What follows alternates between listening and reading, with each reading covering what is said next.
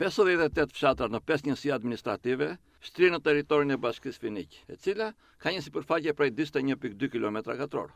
Pothuajse gjysma e fshatrave të kësaj njësie vendore janë malor apo kodrinor, të cilat kanë nevojë për përmirësimin e infrastrukturës rrugore. Gjithsesi, viti 2026 do të shënojë vazhdimin e investimit në kanalin Thoma Filipeu, 15 km i gjatë, duke zgjidhur problemin e vaditjes në pjesën më të madhe të fushës së Vurgut, e cila arrin deri në 6.000 hektar. Po e ndjek me shumë kujdes buxhetin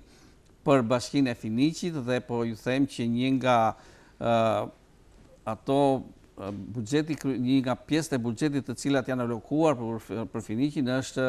ristrukturimi i kanalit Thoma Filipeu, që është një vepër madhore e cila jep frymarrje dhe zhvillim gjithë fushës së Vurgut, sepse ku ka ujë ka jetë dhe si të tillë duke u zhvilluar bujqësia, zhvillojnë fshatrat, kthehen njerëzit, ka më shumë punë dhe kjo është një nga veprat e mëdha që besoj dhe me kujdesin ton edhe me faktorët e lokal me bashkinë të neve të mundohemi këtë vepër ta kryejmë në kohë dhe jo ta shtyjmë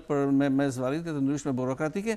por të kapim atë nevojën e njerëzve dhe ta bëjmë realitet dhe prakticitet dhe ta bëjmë vepër këtë buxhet që është alokuar për kanalin Thoma Filipeu.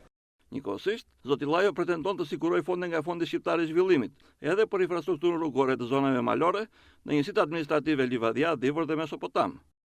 Janë edhe disa buxhete të tjera, të cilat do të vinë nga Fondi Shqiptar i Zhvillimit, të cilat do të mundohemi të bëjmë atë alokimin e tyre nga zona të tjera të vinë në drejtim të Bashkisë së Finiqit dhe kryesisht është ajo që është vëmendja ime kryesore, rruga nga Livadjaja deri në Ripe, si quhet, ose në Karaoq, të bashkojë gjithë unaza e madhe që tashmë ka ardhur deri në Malçan, të bashkohet në Grazhdan, në Zminec, Karaoq, me radhë Qesarat, Grav,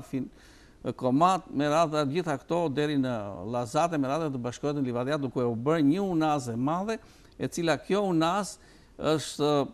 ëndra e atyre njerëzve që jetojnë aty, jo vetëm për ekzistencën e tyre, mbi jetesën e tyre, por dhe për zhvillimin turistik dhe mbi të gjitha të rikthehen një ditë të festojnë bashkë me fëmijët e tyre të cilët i kanë në emigracion kudo që të jenë.